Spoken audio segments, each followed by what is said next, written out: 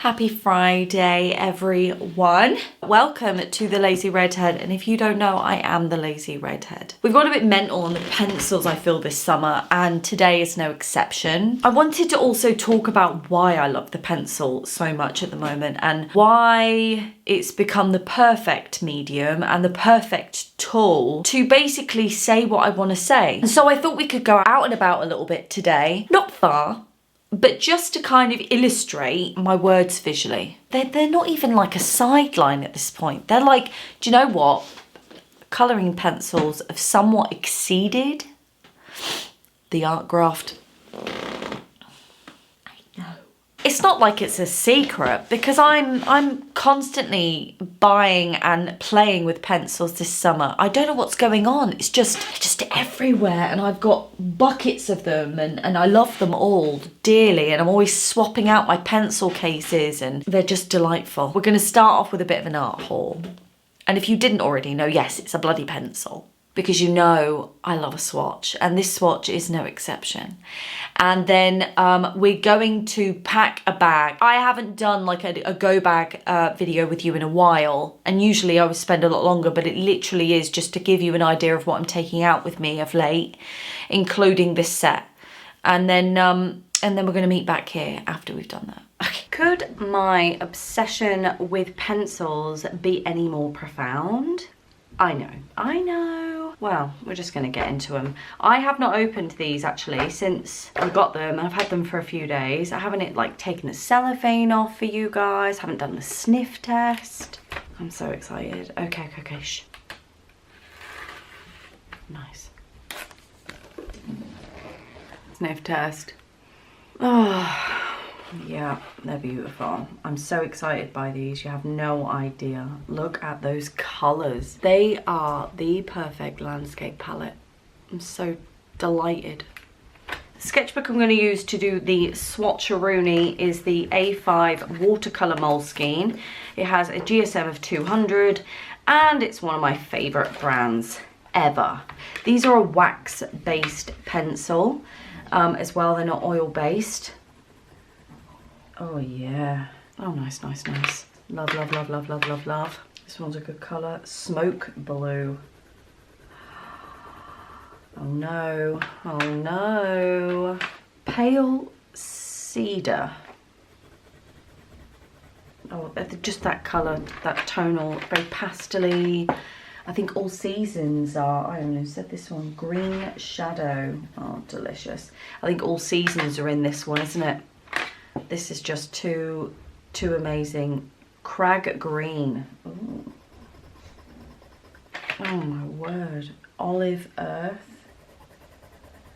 Oh no. Guys, why do I do this to myself? Warm earth. Just look at that. Just look at that. I even said that this one, wheat. Beautiful wheat. I love the names of these. Yellow ochre. This is obviously a bit basic, isn't it? Sepia red. Oh, even that brown is so rich, isn't it? We've got Mars orange. Yeah, beautiful. We've got sanguine. Sanguine? I think it is. It's very similar to that. Slightly more orangey, but I ain't bothered. Ventine red. Sorry if I get that wrong. It's nice, isn't it? Terracotta. So these all seem to be fairly similar, don't they? Not bothered by it though. Can't have enough browns and oranges. Mars violet. Oh, delicious. Ruby earth. Nice. What was this one? Chocolate. This one is ivory black. Love a bit of ivory black. Oh, you can see the difference there. What one's this one? Warm grey. I love a warm grey, me. Love it. It's almost like a taupe, that. Cool grey. And obviously a white. Yeah, it's quite nice. Blends quite well. Have you seen a colour palette more exciting? Have you though? I've been wanting this palette for so long. I'm just so excited about it all. I can't handle it. I thought I'd jump on and just kind of give an update as to what was in my bag. My out and about bag. We haven't done that in a while and things have changed slightly, so I can't remember what you remember and what you don't. So I thought, do you know what? We'll just do it again. So in the front, I have bulldog clips. Obviously, you can never go wrong with bulldog clips. And what's this? This random thing. I don't even know what that is. Anyway, so there's that. I've also got a sponge in a cup. I never know when I'm going to need that to blob brushes on. What else have I got? Some paper. So I either use this to just separate sheets until I fix them, or so I don't ruin the work, or I just use them to swatch or draw on top of whatever. I think there's sunglasses in here. Oh yeah, sunglasses. Okay, so sketchbooks. Loving the A5s at the moment. Well, I haven't replaced the A4s yet in the Moleskine range, but I just wanted to fill these up more so because I'm trying not to use loads of sketchbooks at the same time. So I've got the watercolor Moleskine A5. Love this one.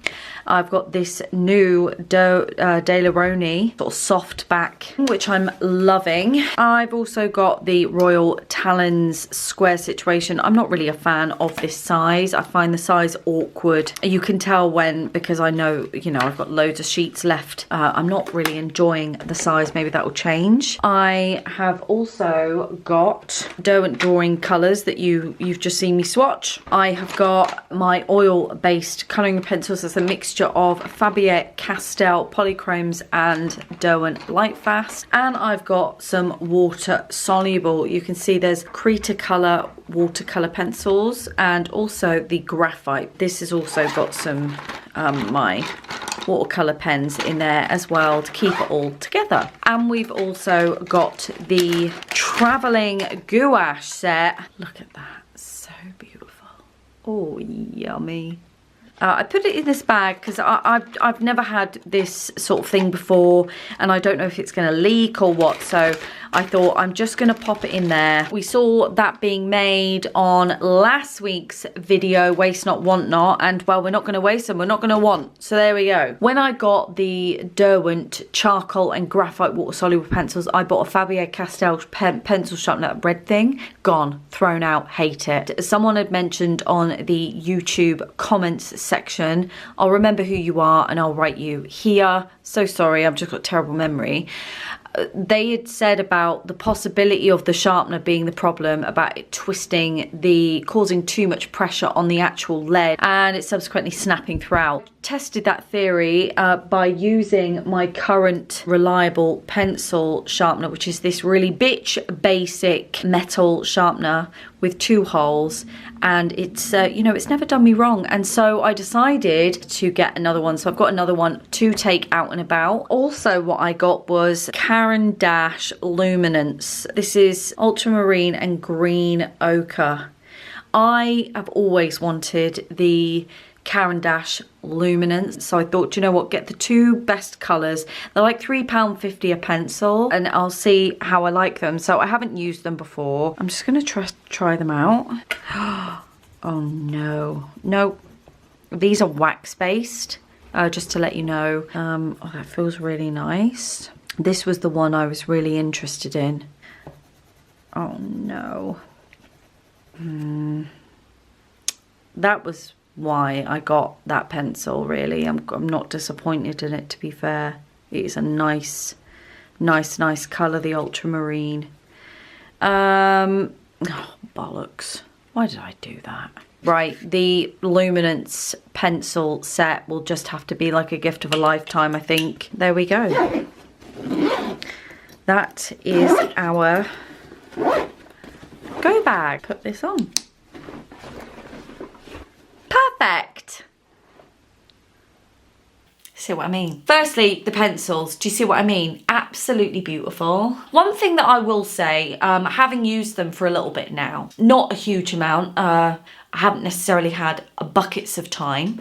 What I have used, I love them. And it's not necessarily criticism, it's just something I've got to bear in mind when using them. They're not as saturated as other pencils that I have. Certainly the polychromes are highly saturated. I mean, they are one of the kings of pencils, aren't they? They would be hard pushed to have that same sort of pigment saturation, but in terms of actually taking information from the landscape in a sketchbook and coming back and maybe translating the notes, ideal, perfect.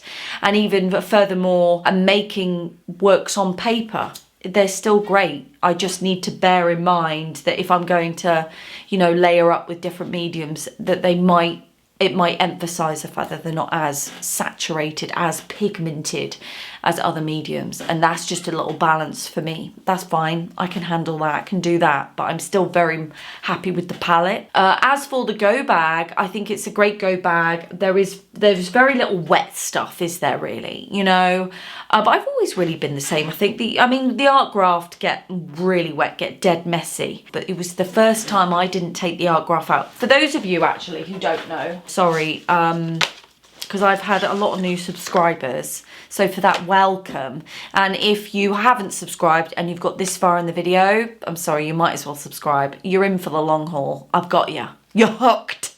We have got these are art grafts. So they come in these like cork trays, and they're like tailor shapes. You know, tailors use those chalk. They're exactly, and they are called tailor shaped pigment blocks, okay? And they are water soluble, and they are one of my favorite mediums, certainly for out and about. So that was the first time I didn't take them out, and I've packed my bag just with pencils. What we're going to do now is we're going to go out and about, just to briefly to kind of visualize what I look at. You know, I tried to create a video that almost encapsulates what I'm inspired by. There's just something so beautiful about the grass, the way it moves, and the pencils have been fundamental in emulating not only the texture of grass, but its movement as well. The way I apply pencil on top of the surface or on top of different mediums like ink, it's the closest thing that's been able to sort of emulate what I see and what I feel.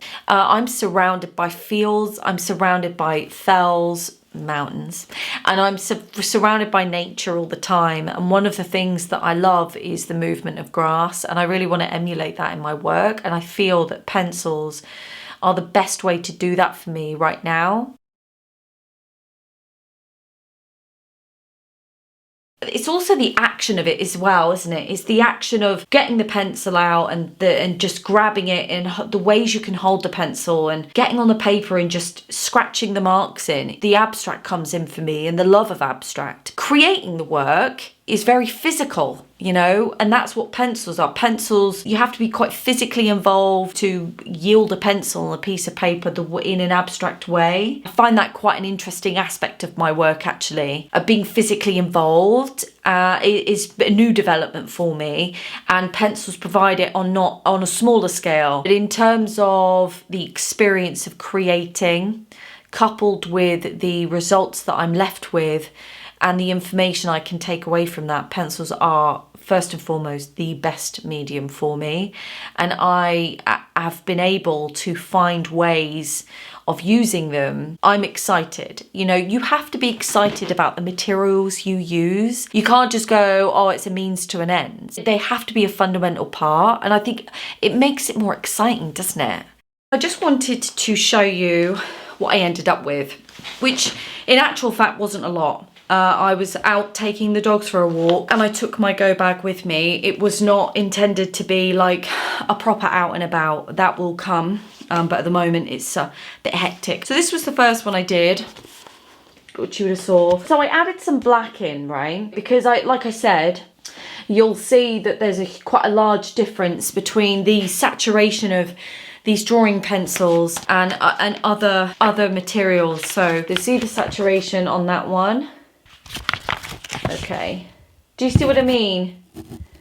It's an absolute stunning palette, and I absolutely love it. I think it's just beautiful, and it's really enjoyable to work with, as is most Derwent pencils, I'll be honest with you. So it's not exactly a letdown in that regard. What I'll do is I will go and get the other sketchbook. I should have got it when I was down there.